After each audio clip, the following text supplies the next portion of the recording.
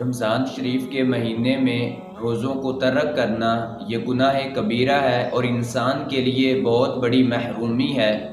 کیونکہ سرکار صلی اللہ علیہ وآلہ وسلم آپ نے ارشاد فرمایا کہ جو انسان بغیر کسی عذر کے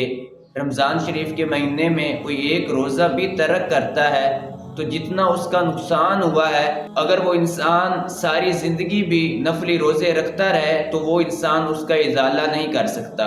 اگر وہ انسان اس روزے کی قضا کرتا ہے تو وہ فرض تو ادا ہو جائے گا، تو جتنا ثواب اس کو رمضان شریف میں روزہ رکھنے کا ملنا تھا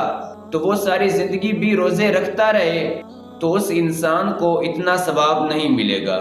تو پتہ چلا کہ انسان کو کسی بھی صورت میں رمضان شریف کے مہینے میں روزے ترک نہیں کرنے چاہیے، کیونکہ جتنا ثواب رمضان شریف کے مہینے میں ایک روزہ رکھنے کا ملتا ہے تو اگر انسان ساری زندگی بھی روزے رکھتا رہے تو اس انسان کو اتنا ثواب نہیں ملے گا۔ حضرت امام احمد رضا خان فاضل بریلوی رحمۃ اللہ تعالی علیہ آپ کے بارے میں آتا ہے کہ آپ نے ایک مرتبہ رجب شریف کے مہینے میں خواب میں اپنے والد کو دیکھا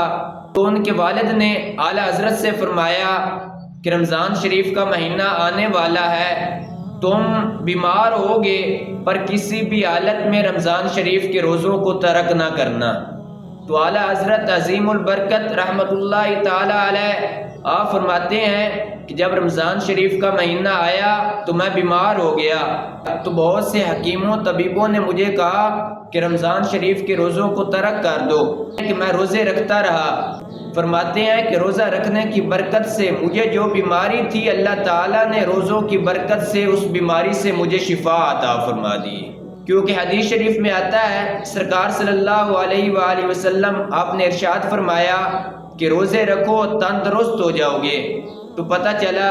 کہ انسان کو کسی بھی حالت میں روزوں کو ترک نہیں کرنا چاہیے، کہ اگر کوئی انسان بیمار ہے جب وہ روزے رکھنا شروع کر دے گا تو اللہ تعالیٰ روزے رکھنے کی برکت سے اس انسان کو شفا عطا فرما دے گا۔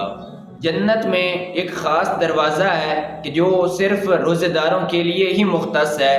کہ اس دروازے سے صرف روزے دار ہی گزریں گے۔